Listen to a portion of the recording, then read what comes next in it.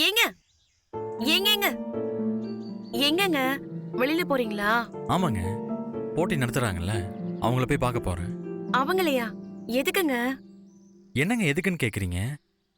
நம்ம ஊருக்கு கிளம்புறது அவங்க கிட்ட சொல்லணும்.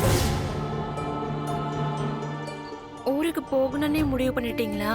இதுக்கு மேல இங்க எப்படிங்க இருக்க முடியும்? அம்மா சொன்னதை கேட்டீங்கல்ல? ஐயோ ஆமாங்க, அத்தை சொன்னதை நான் மறுக்கல. அவங்க நம்பிக்கையே நான் மதிக்கிறேன். அப்புறம் ஊருக்கு கிளம்பிதானே ஆகணும். கொஞ்சம் பொறுமையா யோசிக்கலாமேங்க. ஏதாச்சும் நமக்கு சாதகமா நடந்தா தொடர்ந்து போட்டியில கலந்துக்க ஒரு வாய்ப்பு கிடைக்கும்ல. இதுக்கு மேல என்னங்க வாய்ப்பு? போட்டி நடத்துறவங்க கிட்டயும் போய் பேசியாச்சு. அவங்க எப்படி கிண்டலா பேசினாங்கன்னு பாத்தீங்கல்ல. மறுபடியும் அவங்க கிட்ட போய் பேச முடியாதுங்க. இல்லங்க, பேச வேண்டாம். ஆனா அதுக்காக இப்படி அவசரப்பட வேண்டாம்னு தோணுது. எல்லார் மனசுலயுமே ஒரு குழப்பம் இருக்கு. யாருமே நிதானமா தெளிவா ஒரு முடிவெடுக்கிற மனநிலைமையில இல்ல.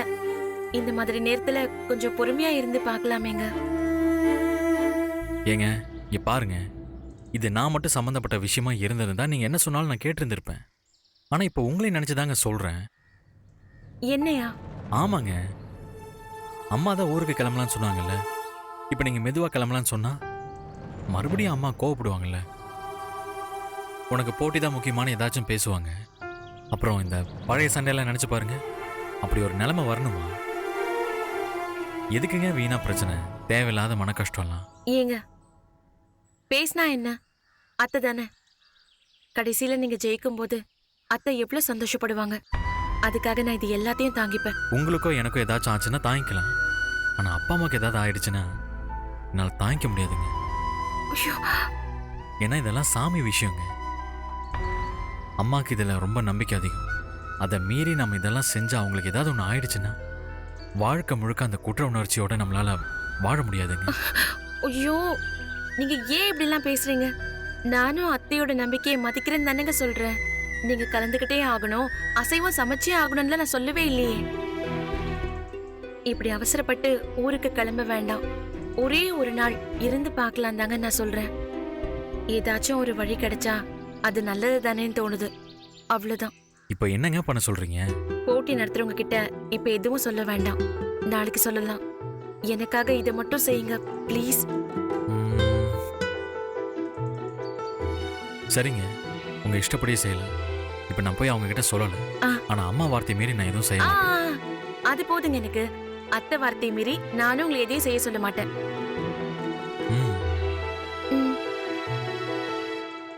அப்பாடா, உடனடியா வேற ஏதாச்சும் வழி இருக்கான்னு பார்க்கணும். இவர் இதுக்கு சம்மதிச்சதே பெருசுதான். ஆனாலும் இந்த சின்ன வாய்ப்பை கூட நான் மிஸ் பண்ணிடக்கூடாது.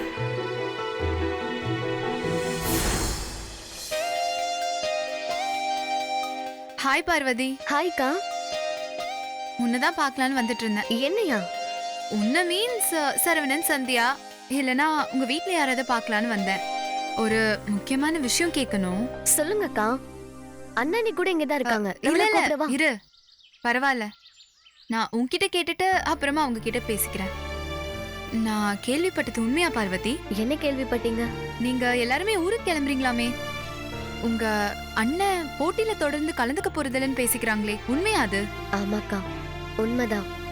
நாங்க எல்லாருமே ஊருக்கு போறோம். என்ன பார்வதி, சரவணன் பல தடைகளை தாண்டி இப்பதான் ஜெயிக்க ஆரம்பிச்சிருக்காரு.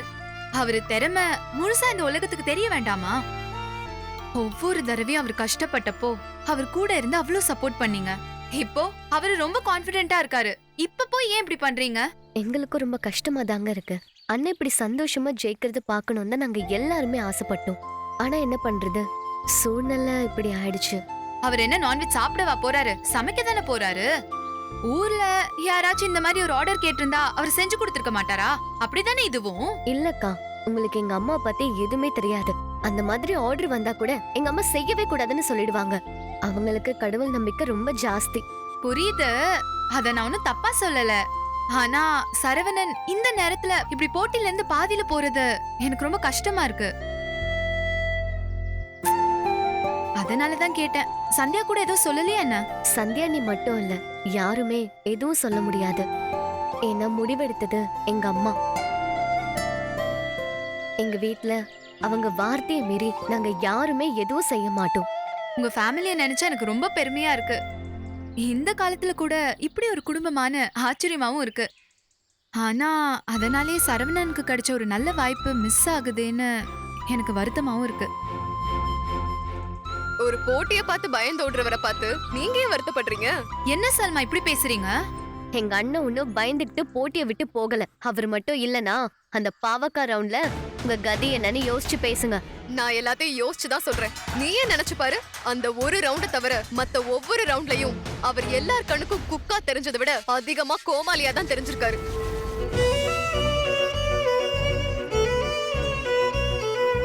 எல்லா ரவுண்ட்லயும் பாவக்காலாம் கொடுக்க மாட்டாங்க. அது தெரிஞ்சுதான் போட்டியை விட்டு பயந்து ஓடுறாரு. இது தெரியாம நீங்க வேற. என்ன நீ இப்படி பேசிட்டு போறாங்க? விடு பார்வதி, என்னமோ தெரியல, ஆரம்பத்துல இருந்தே சல்மாவுக்கு எங்களை பிடிக்கவே இல்ல. நீங்க அப்படியெல்லாம் வருத்தப்படாதீங்க சந்தியா. ஒவ்வொருத்தரோட குணமும் ஒவ்வொரு மாதிரி. ஆனா நீங்க எல்லாருமே ஊருக்கு போறது எனக்கு ரொம்ப வருத்தமா இருக்கு. சரவணன் இப்பதான் அவரோட திறமைய நம்பி போட்டியில இறங்கியிருக்காரு. இப்பன்னு பார்த்து போறீங்களே. ஏங்க அது ஒன்றும் பரவாயில்லைங்க. அடுத்த ஏதாச்சும் வாய்ப்பு வரும்போது பார்த்துக்கலாம். அதான் அம்மாவே சொல்லிட்டாங்க, அவங்க வார்த்தையை தாண்டி நாங்கள் எதுவும் பண்ண முடியாது. உங்க தங்கச்சி சொன்னாங்க, நீங்க தொடர்ந்து இந்த போட்டியில இருக்க முடியாட்டியும் லைஃப்ல நீங்க இன்னும் நிறைய உயரங்கள் தொட முடியும் சரவணன். அதுக்கு என்னோட வாழ்த்துக்கள். ம், நன்றிங்க.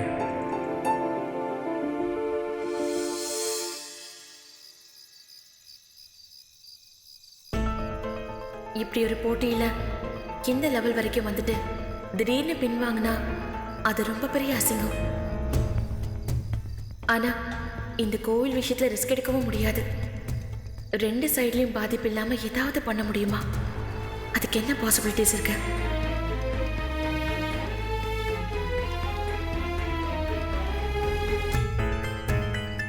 ஆதி, ஏதாவது வேலையா இருக்கியா? இல்ல நீ சும்மா கேம் தான் விளையாடிட்டு இருக்க. கேம் தானே, அப்போ உன் லேப்டாப் கொஞ்சம் தரியா? லேப்டாப்பா? ஆமா. இது எதுக்கு உங்களுக்கு? அதெல்லாம் எதுக்கு உனக்கு? கொஞ்ச நேரம் கூட, நீ காலையில வாங்கிக்கோயே. தரேன், அது எனக்கு பிரச்சனை இல்ல. உங்களுக்கு எதுக்கு லேப்டாப்னு புரியவே இல்லையே. புரிஞ்சிருச்சு, சமையல் போட்டி விஷயம் தானே. இனிமே இந்த போட்டியில அண்ணனால கலந்துக்க முடியாது. அதனால திரும்ப ஊருக்கு போறதுக்கு முன்கூட்டியே ரிட்டர்ன் டிக்கெட் போடணும். அதுக்கு தானே இந்த லேப்டாப்பு. ஆமா ஆமா, அதுக்குதான். நீ காலையில வாங்கிக்கோயே.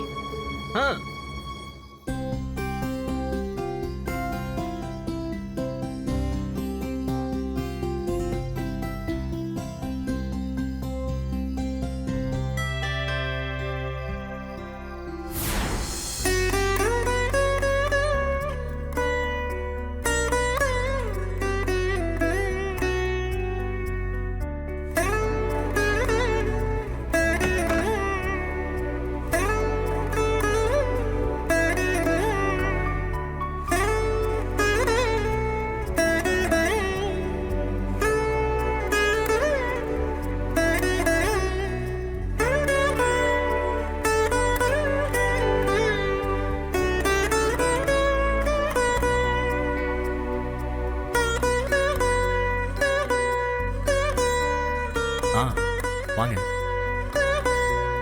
நாளைக்கு கிளம்பணும்ல, அதான் எல்லாத்தையும் எடுத்து வச்சிட்டு இருக்கேன். சாரிங்க, நீங்க பாட்டுக்கு தென்காசியில நிம்மதியா இருந்திருப்பீங்க. உங்களை இவ்வளவு தூரம் கூட்டிட்டு வந்து ஆசை காட்டி மோசம் பண்ற மாதிரி ஆயிடுச்சு. அப்படியெல்லாம் ஒன்றும் இல்லைங்க. நான் ஏதோ மண்ணு மாதிரி இருந்தேன். இப்படி இந்த மாதிரி பில்டிங்குள்ள நுழையிறது கூட எனக்கு கூச்சமா இருக்கும். இவ்வளோ பேர் முன்னாடி ஒரு விஷயத்த செஞ்சு 4 பேர் அதை பாராட்டி, இதெல்லாம் எனக்கு ரொம்ப பெரிய விஷயங்க. இந்த கல்யாண மண்டபத்தில் கூட மற்றவங்களாம் மேடைக்கு போவாங்க, நான் பின்பக்கமாக இந்த சமையல் செய்வாங்கல்ல அங்கே போவேன். ஆனால் இன்னைக்கு அந்த சமையல் இந்த உயரம் வரைக்கும் அழைச்சிட்டு வந்திருக்கு. எனக்கு நிஜமாவே சந்தோஷம் தான். நிஜமாவே நீங்க இப்படி பேசுறத கேட்கும்போது மனசுக்கு ரொம்ப சந்தோஷமா இருக்குங்க. வாய் விட்டு பேசுறது எவ்வளோ முக்கியம்னு இந்த போட்டிக்கு வந்த நாள்ல இருந்து எனக்கு புரியுதுங்க. இருந்தாலும் இதுக்கே இவ்வளவு சந்தோஷப்படுற நீங்க கடைசி வரைக்கும் போய் ஜெயிச்சா எப்படி இருக்கும்? அதுக்கு நாம என்னங்க பண்ண முடியும்? நாம ஒன்று நினைச்சா ஆண்ட ஒன்று நினைக்கிறான். இதெல்லாம் நல்லதுக்கு நினைச்சுக்கிட்டு நீங்க வாங்க நம்ம படுக்கலாம். இது என்னங்க கம்ப்யூட்டரு? இது ஆதி இதுதானே? ஆமாங்க, ஊருக்கு போறதுக்கு டிக்கெட் போடணும்ல, அதுக்காக தான் நான் வாங்கிட்டு வந்தேன். அப்போ செந்தில் போடுறேன்னா போடலையா? இல்லைங்க. சரிங்க, சரி நீங்க என்னன்னு பாருங்க. எனக்கு ரொம்ப டயர்டா இருக்கு, அப்படியே நான் தூங்குறேன்.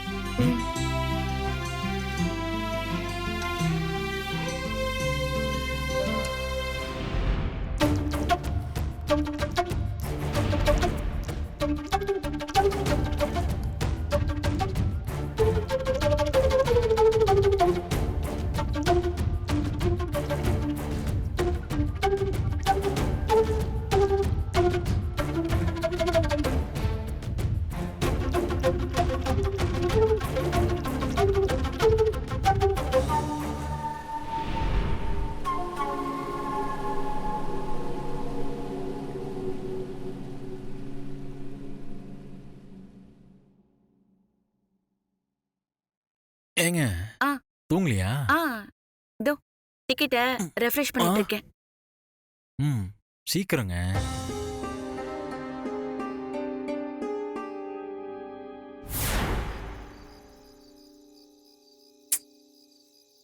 மணி என்ன ஆகுது? எங்க போனார் இந்த மனுஷன்?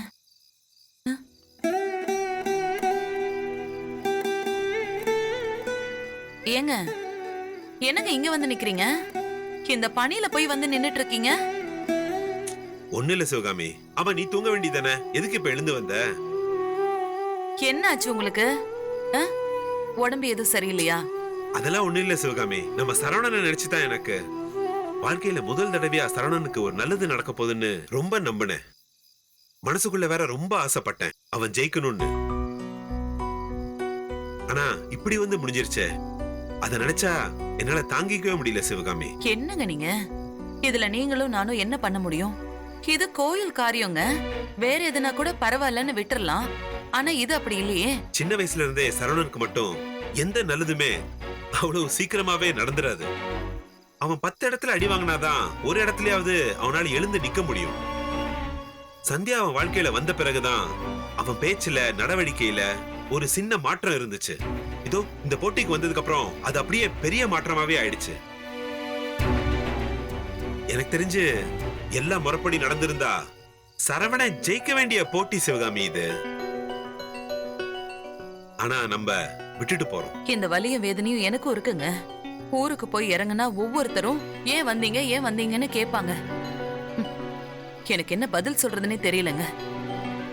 இவ்வளவு தூரம் அவனை மெனக்கெட்டு இழுத்துக்கிட்டு வந்த சந்தியாவுக்கும் இது கஷ்டம்தாங்க. என்ன பண்றது? சாமியே பார்த்து இது நடக்க வேண்டாம்னு நினைக்குதுன்னா ஒண்ணு இதால ஏதாவது ஆபத்து வரும்னு எச்சரிக்குது, இல்லனா இதை விட ஒரு நல்ல வேலை அவனுக்காக காத்துக்கிட்டு இருக்கு. அப்படிதான் நான் இதை புரிஞ்சுக்கிறேங்க. ஆனா ஒண்ணு சிவகாமி, இத்தனை வருஷம் சரவணன் கிட்ட இல்லாத ஒரு புது தெம்பு இங்க அவனுக்கு வந்திருக்கு. அந்த வகையில பாக்கும்போது அவன் ஜெயிச்சவன் தான்.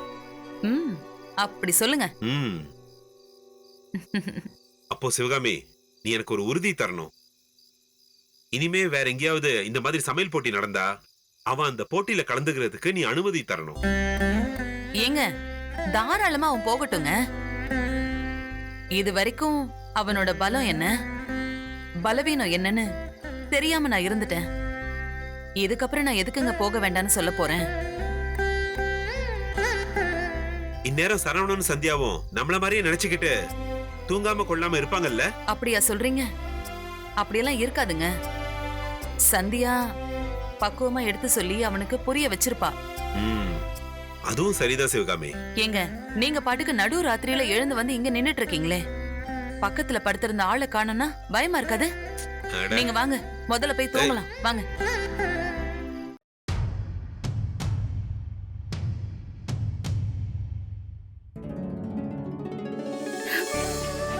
Yes! Yes! Yes!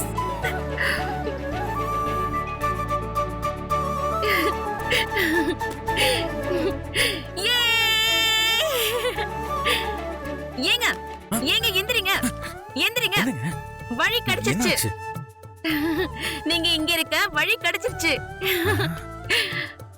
ஏங்க மணி 4 இந்த நேரத்துல உளறிக்கிட்டு இருக்கீங்க. ஐயோ ஏன் தெரியுமா, உங்களுக்கு ஒரு செம்ம சர்ப்ரைஸ் நான் வச்சிருக்கேன். அத நான் இப்பவே சொல்லி ஆகணும். தூக்கத்துல எழுப்பி சொல்ற அளவுக்கு அப்படி என்னங்க விஷயம்? நீங்க ஊருக்கு போக வேண்டாம். இந்த போட்டியில தொடர்ந்து நீங்க கலந்துக்க போறீங்க. தி கிரேட் இந்தியன் செஃப் போட்டியோட கிராண்ட் ஃபினாலேல தென்காசி சரவணன் இருக்காரு. ஏங்க கத்தாதீங்க. உங்களுக்கு என்னங்க ஆச்சு? தூக்கத்துல ஏதாவது கனவு கண்டு உளறீங்க? ஏங்க உணரலைங்க, நான் உண்மையை தாங்க சொல்றேன். நீங்க கன்ஃபார்மா போட்டியில கலந்துக்க தான் போறீங்க. இத பத்தி தான் நம்ம ஏற்கனவே பேசிட்டோமேங்க. இது நம்ம குடும்பத்தோட சம்பந்தப்பட்டது மட்டும் இல்லாம சாமி சம்பந்தப்பட்ட விஷயங்க. நம்ம நினைச்ச மாதிரிலாம் மாத்த முடியாது. அந்த போட்டி நடத்துறவங்கள்ட்டையும் நம்ம சொல்லியாச்சு. இதெல்லாம் விட்டுருங்க. அவ்வளவுதானா? பேசியாச்சா? இப்ப நான் பேசலாமா? என்னங்க பேச போறீங்க? நீங்க போட்டியில கலந்துக்குவீங்க, சமைப்பீங்க. ஜட்ஜஸ் எல்லாம் சாப்பிட்டு பார்த்துட்டு வாவ் உங்க சிக்கன் செம்மையா இருந்துச்சுன்னு பாராட்டுவாங்க. அதுக்கு நான் கேரண்டி. ஆனா அது உண்மையான சிக்கன் கிடையாது.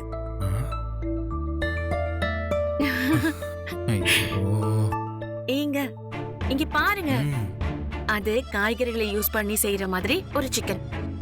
அதாவது மாக் மீட்னு இங்கிலீஷ்ல சொல்வாங்க. ஒன்னும் புரியலங்க. ஐயோ அதாவதுங்க இந்த குஷ்காவுல சோயா உருண்டையை போட்டு செய்வாங்களே தெரியுமா? அது சாப்பிட நான்வெஜ் மாதிரியே இருக்கும். சாப்பிட்டிருக்கீங்களா? ஆமா சாப்பிட்டிருக்கேன். அது லைட்டா நான்வெஜ் டைப்ல இருக்கும். ஆனா சாப்பிடும்போது அது சோயான்னு தெரிஞ்சிடும். ஆனா இந்த மாக் மீட் இருக்கு இல்லைங்க, அதுல காய்கறிகள் இருக்க முக்கியமான சத்துக்கள் எல்லாத்தையும் எடுத்து பண்றாங்க. கிட்டத்தட்ட ஒரு நான்வெஜ் ஃபிளேவர் அதுல கிடைக்கும். அவ்வளோ சீக்கிரம் அதை கண்டுபிடிக்க முடியாது. இப்போ என்னங்க சொல்ல வரீங்க? நீங்க நாளைக்கு மாக் மீட் யூஸ் பண்ணி அவங்க சொல்ற சிக்கன் டிஷ் செஞ்சு முடிங்க. அவங்க சாப்பிட்டு பார்க்கட்டும். 100% நான் சொல்றேங்க, ஜட்ஜஸால இது கண்டுபிடிக்கவே முடியாது. ஏன்னா நான் ரிசர்ச் பண்ணிட்டேன். சிக்கனை நாமளே போய் வாங்கிட்டு வரணும்னு அவங்க சொல்லிருக்காங்க. சோ அந்த வகையில யாருக்குமே சந்தேகம் வர போறது இல்ல. ஏமாத்த சொல்றீங்களா?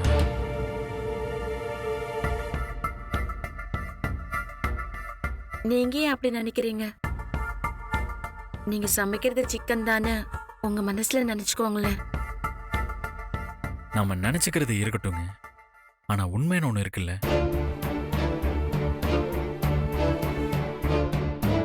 நமக்கு சாமியும் முக்கியம், போட்டியும் முக்கியம். ரெண்டையும் பேலன்ஸ் பண்ணோம்னா இது ஒண்ணுதாங்க வழி. ஏங்க ப்ளீஸ்ங்க எனக்காக ஒத்துக்கோங்க.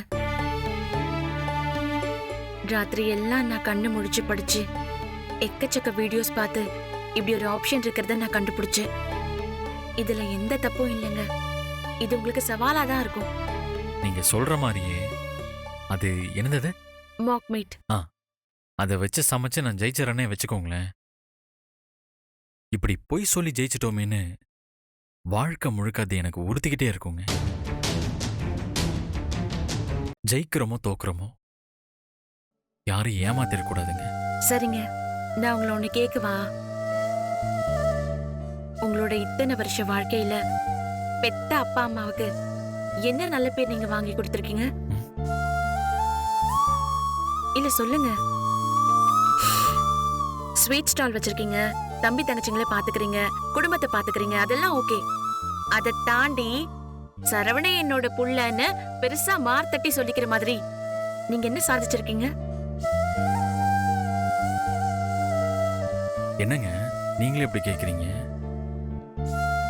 எனக்கெல்லாம் தென்காசியை விட்டு வெளியே போகணுன்ற எண்ணமே வந்ததில்லை.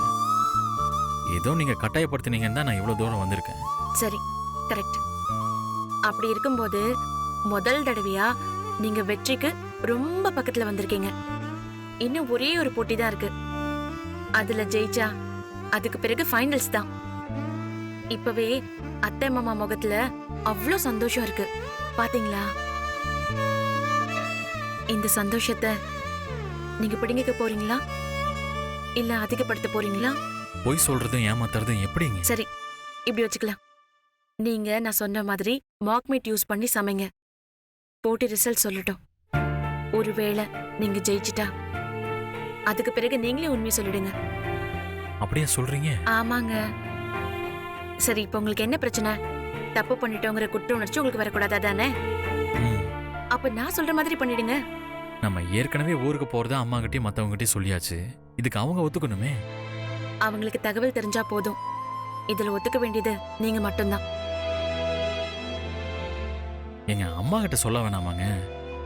இந்த மாதிரி ஏதாச்சும் சொல்லாம செஞ்சாதான் அவங்க கோவப்படுறாங்க. சரி, அத நான் பாத்துக்கிறேன். நீங்க சம்மதிச்சிட்டீங்கல்ல, அது எனக்கு போதும். ஆ? ஏங்க, நான் எங்கங்க சம்மதிச்சேன்?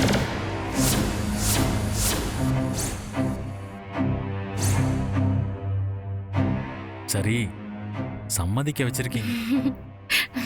ஏங்க, என்னங்க, கவலைப்படாதீங்க, எல்லாமே நல்லபடியா நடக்கும். இப்ப நீங்க சமைக்க வேண்டிய சிக்கன் செங்கோட்டிய பத்தி மட்டும் யோசிங்க.